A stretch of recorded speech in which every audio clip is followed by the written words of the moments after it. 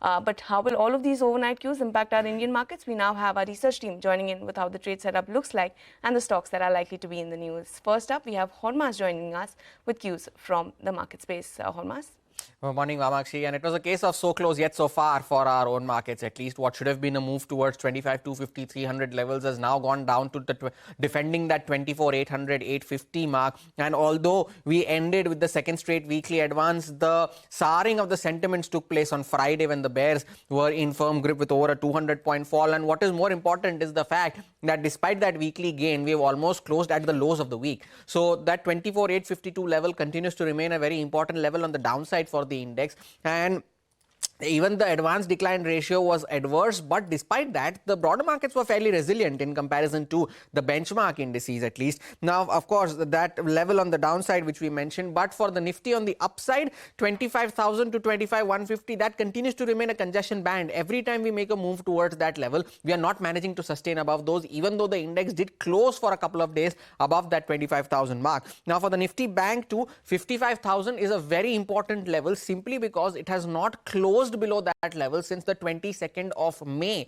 So that remains a key monitorable for the index, and it was the banks that led the Nifty lower in Friday's trading session. Now, of course, we need to react to that potentially strong handover from Wall Street. Also need to take in account the higher gold prices and the weakness in the US dollar as well after Jay Powell's address. That was indicating a rate cut, and that led to that Wall Street rally on Friday. The other major trigger is the Nifty rejig that was announced on Friday with Indigo and Max Healthcare now entering the index and Hero MotoCorp and IndusInd Bank making an exit from the end of September. Now, broker estimates are estimating inflows of close to 550 million for Max, for 412 million in Indigo, and outflows of close to around $300 million in both Hero and for IndusInd Bank as well. Of course, there are important triggers to watch out for this week. The reciprocal tariff deadline of the 27th of August. Of course, that's a holiday for us that day, but you need to take into account for that. The GDP data for the quarter, Nvidia's results this week. So it's a lot of action that lies up, even though we are heading in for a truncated week. For now, the GIFT Nifty is indicating a marginally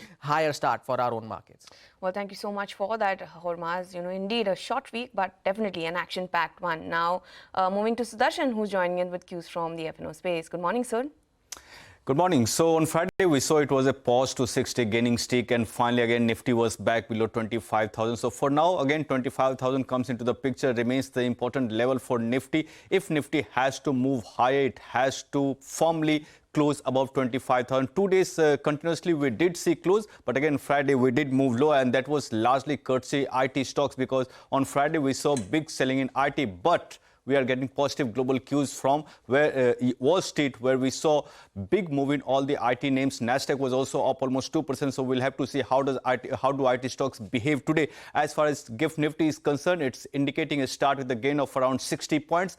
And Friday's move was reflecting in the flows front as well. We saw in the cash market both FIs and DIs selling. FIs have sold more than rupees 1,600 crore. Even DIs have sold more than rupees 320 crore. In the index futures, two FIs have sold nearly 700 crore. And they have added long positions of just 1,100 contracts, but at the same time they have added short positions of more than 4,500 contracts, and now FI long exposure remains around 10 to 11%.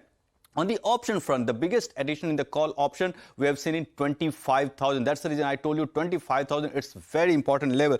On Friday, we saw 25,000 calls see addition of more than 1 crore shares, and with premium around 72, and 24,900 call saw addition of nearly 65 lakh shares. On the put side again, 24,900 and 24,600 have seen maximum addition.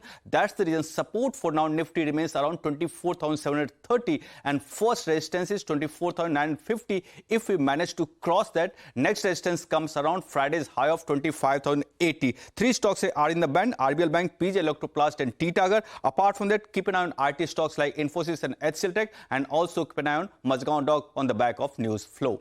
Well, thank you so much for that. So those are some important levels as well as stocks that we will be watching out for. But over to Ria now, who will list out all the stocks to watch out for in today's trading session. Ria? Well, good morning. Let's take a look at the stocks to be in focus today. The first one is Brigade Enterprises. They've signed a strategic long-term lease for mixed-use development in Chennai, and they have also announced a new residential project worth about rupees 950 crores in Bangalore. And further, the CFO of the company, Jayant Manmadkar, has resigned with effect from the 9th of October. So keep your eye out on Brigade on the back of all these pieces of news flow. GMR Power to also be in focus. The board has approved a fundraise worth about rupees 3,000 crores. For Signpost India, the company has been awarded the rights for 67 metro stations operated by BMRCL till 2034, and the potential revenue expected from this is about 600 to 700 crores. Akams Drug to also be in focus. They are going to set up a manufacturing facility in Zambia, and they're looking to export to other South African nations as well.